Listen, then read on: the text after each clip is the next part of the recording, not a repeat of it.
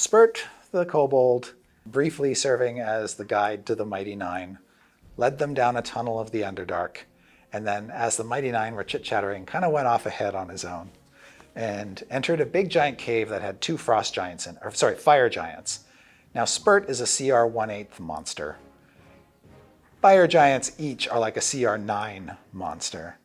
So he threw his bag of bees at one of them, and it did what you would expect a bag of bees to do. It just plopped down in this little bzzz, no effect whatsoever. And then one of the giants just smushed him.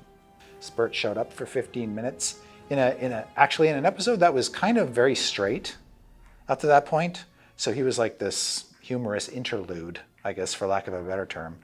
So the fact that he was humorous, the fact that he wasn't live there for very long, so you only got to enjoy him for a brief period of time, I think that won a lot of people over. And then Chris Dupuis, one of the people who works on the creative side of Idle Champions, said, hey, this little guy, he's something. We can make something out of this. Do you mind if we take that ball and run with it? And then they made it.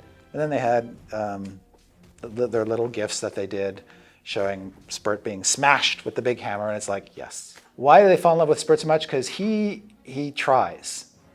You know, life has dealt him a cruel hand. He is a kobold who has never seen the light, and life down in the Underdark is a horror show for the most part. Yet, you know, he's managed to live 11 days and done pretty well for himself in that time, and he seems like an upright little guy. I think the fact that he's small, that he's unabashedly harmless, and that he's got all these fun little toys that can surprise and delight makes him an easy sell. There's just something kind of pathetic and likable about kobolds in general.